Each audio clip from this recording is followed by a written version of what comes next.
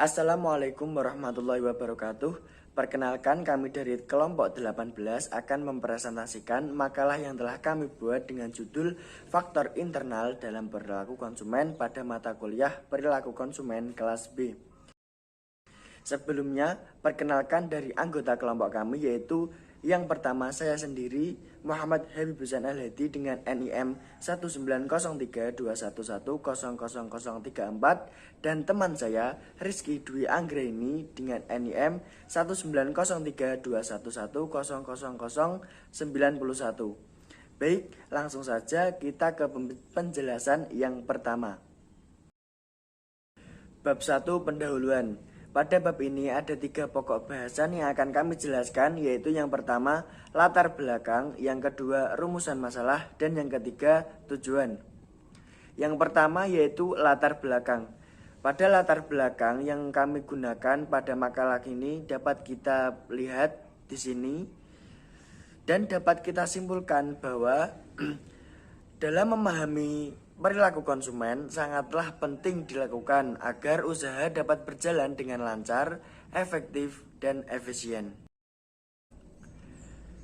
Pokok bahasan yang kedua yaitu rumusan masalah. Rumusan masalah yang kami gunakan pada makalah ini yaitu yang pertama, apa saja faktor-faktor internal yang terdapat dalam perilaku konsumen, dan yang kedua yaitu bagaimana contoh kasus mengenai aspek internal dalam perilaku konsumen. Sehingga tujuan dari pembuatan makalah ini yaitu untuk mengetahui dan memahami faktor-faktor internal dalam perilaku konsumen dan mengetahui dan memahami penerapan faktor internal dalam perilaku konsumen. Bab 2, tinjauan pustaka. Tinjauan pustaka merupakan landasan teori yang kelompok kami gunakan untuk menjelaskan pengertian-pengertian yang berkaitan dengan perilaku konsumen. Subbab yang pertama yaitu faktor internal dalam perilaku konsumen. Faktor internal merupakan faktor yang berasal dari dalam diri konsumen. Faktor tersebut dapat berubah jika ada pengaruh dari faktor luar. Namun, jika faktor internal memiliki posisi yang kuat, maka faktor luar tidak akan memiliki pengaruh yang berarti. Faktor-faktor internal dalam perilaku konsumen antara lain yaitu faktor psikologis dan faktor pribadi. Faktor psikologis. Dalam faktor psikologis terdapat 4 aspek yang akan saya jelaskan, yaitu yang pertama aspek motivasi. Aspek motivasi merupakan pendorong dari konsumen untuk melakukan suatu tindakan. Aspek yang kedua yaitu persepsi. Persepsi didefinisikan sebagai proses yang dilakukan individu untuk memilih, mengatur, dan menafsirkan stimuli ke dalam gambar yang berarti dan masuk akal mengenai dunia. Aspek yang ketiga yaitu keyakinan dan sikap. Keyakinan merupakan pikiran yang dimiliki individu tentang sesuatu, sedangkan sikap merupakan status mental seorang yang diekspresikan dalam perkataan maupun tindakan. Aspek yang keempat yaitu pembelajaran. Pembelajaran konsumen merupakan suatu proses bagi para individu untuk memperoleh pengetahuan dan pengalaman pembelian dan pemakaian yang mereka terapkan pada perilaku yang akan datang. Faktor yang kedua yaitu faktor pribadi. Terdapat beberapa aspek yang akan saya jelaskan dalam faktor pribadi ini, yaitu yang pertama aspek usia dan siklus hidup. Usia seseorang akan mempengaruhi kebutuhan dan keinginan mereka akan produk dan barang yang akan dibeli. Orang akan membeli produk yang berubah selama hidupnya yang dipengaruhi oleh tahapan siklus hidup. Selanjutnya aspek yang kedua yaitu pekerjaan.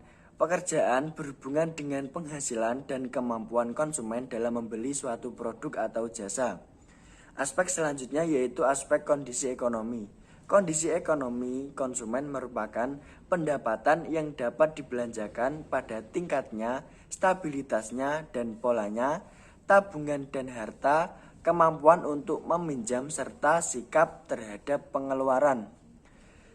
Aspek selanjutnya yaitu gaya hidup. Gaya hidup merupakan suatu pola hidup di dunia yang diekspresikan oleh kegiatan, minat, dan pendapat seseorang. Aspek yang terakhir yaitu aspek kepribadian. Kepribadian merupakan pola perilaku yang konsisten dalam menggambarkan sejarah kehidupan yang dimiliki oleh seseorang.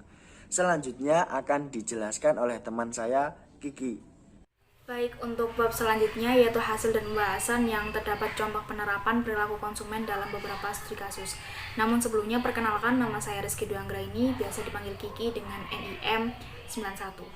Baik, untuk studi kasus yang pertama yaitu berjudul Analisis Perilaku Konsumen terhadap Keputusan Pembelian Sayur Organik JV Golden Leaf Farm Bali. Penelitian ini dilakukan di JV Golden Leaf Farm Bali yang berlokasi di Dusun Asah, Desa Goblek, Kecamatan Banjar, Buleleng, Bali, dan di supermarket untuk pengambilan responden yang diteliti.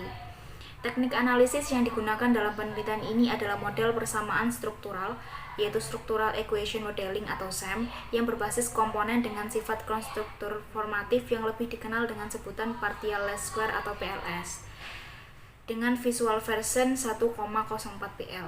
Tujuannya yaitu untuk membantu peneliti dalam mendapatkan nilai variabel laten untuk tujuan prediksi. Dari hasil penelitian dapat diketahui bahwa hubungan antara motivasi dengan keputusan pembelian menunjukkan pola hubungan positif dan signifikan antara motivasi dengan keputusan pembelian konsumen dalam membeli produk sayur organik merek KLF. Hubungan antara persepsi dengan keputusan pembelian juga menunjukkan bahwa terdapat pola hubungan yang positif namun tidak signifikan antara persepsi dengan keputusan pembelian konsumen dalam membeli produk sayur organik. Begitu pula dengan hubungan antara pembelajaran dengan keputusan pembelian juga menunjukkan bahwa terdapat pola hubungan yang positif dan signifikan antara pembelajaran dengan keputusan pembelian. Serta hubungan antara sikap dengan keputusan pembelian menunjukkan bahwa terdapat pola hubungan yang juga positif dan signifikan antara persepsi dengan keputusan pembelian konsumen dalam membeli produk sayur organik merek KLF. Kemudian untuk studi kasus yang kedua berjudul Analisis Faktor-Faktor yang Mempengaruhi Perilaku Konsumen Kopi Luwak bermerek di Kota Medan. Penelitian ini dilakukan di Kota Medan, yaitu di Kecamatan Medan Petisah, daerah penelitian yang ditentukan secara proportif yaitu berdasarkan pertimbangan. Lokasi penelitian yang dipilih adalah toko kopi Sidikalang di Kota Medan karena toko kopi Sidikalang merupakan toko yang telah lama berdiri sejak tahun 1945. Metode analisis yang digunakan dalam mengidentifikasi masalah pada penelitian ini adalah metode analisis deskriptif dan metode analisis regresi berganda. Dari hasil penelitian, kita dapat mengetahui bahwa faktor internal pribadi secara parsial berpengaruh secara signifikan terhadap keputusan konsumen kopi luwak. Faktor pribadi dalam aspek internal perilaku konsumen merupakan keputusan pembelian yang dipengaruhi oleh karakteristik pribadi, antara lain seperti usia, pekerjaan, kepribadian dan konsep diri, situasi ekonomi, serta gaya hidup. Sedangkan faktor internal psikologi juga menyatakan bahwa faktor psikologi secara parsial berpengaruh signifikan terhadap keputusan konsumen kopi luwak. Faktor psikologis merupakan pilihan pembelian seseorang yang dipengaruhi oleh 4 faktor psikologi utama yaitu motivasi, persepsi, pembelajaran, serta keyakinan dan sikap. Selain itu, melalui hasil penelitian, kita juga dapat menyimpulkan bahwa dari beberapa faktor yang dapat mempengaruhi perilaku konsumen, faktor internal psikologis merupakan faktor yang paling dominan yang dapat mempengaruhi keputusan pembelian konsumen kopi luwak bermerek di Kota Medan. Kemudian untuk studi kasus yang ketiga yaitu berjudul Research on Influencing Factors of Consumer Behavior of Fresh Agricultural Products E-commerce in China. Metode penelitian yang digunakan dalam studi kasus ini yaitu model penerimaan teknologi atau TAM, Technology Acceptance Model, yang diusulkan oleh BRIS pada tahun 1989. Model penerimaan teknologi merupakan salah satu model yang dibangun untuk menganalisis dan memahami faktor-faktor yang mempengaruhi diterimanya penggunaan teknologi komputer. Yang dalam studi kasus ini yaitu situs web atau aplikasi e-niaga atau e-commerce produk pertanian segar. TAM digunakan untuk menjelaskan faktor penentu penerimaan teknologi berbasis informasi secara general, serta menjelaskan tingkah laku pemakai akhir atau end user teknologi informasi dengan variasi yang cukup luas. Hasil penelitian menyatakan bahwa faktor internal kognisi, yaitu pengetahuan dan keterlibatan produk, pengolahan informasi, persepsi, pembelajaran, serta motivasi, dalam perilaku konsumen serta desain komunikasi yang menarik memiliki hubungan yang positif dan secara signifikan dapat mempengaruhi keputusan konsumen dalam pembelian produk pertanian segar melalui e-commerce. Dari kesimpulan ketiga studi kasus di atas, dapat kita ketahui dan kita simpulkan bahwa hasil penelitian sesuai dengan landasan teori aspek internal dalam perilaku konsumen yang telah dijelaskan pada bab sebelumnya.